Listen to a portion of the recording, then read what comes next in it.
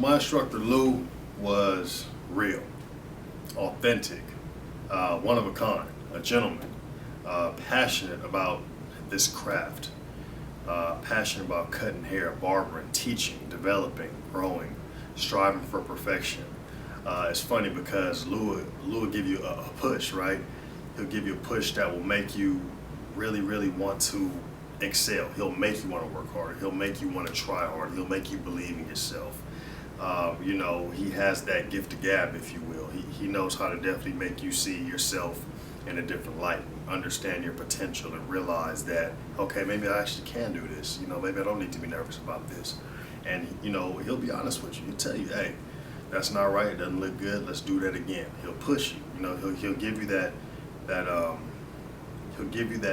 encouragement. I feel like that's very much needed with anything that you do. Anything that you do that's new and out of your comfort zone. Because we all know you gotta become uncomfortable in order to become comfortable with something. You have to be exposed to the uncomfortable part of it to become, and do it a couple of times before you can become comfortable doing it. And today I did just that.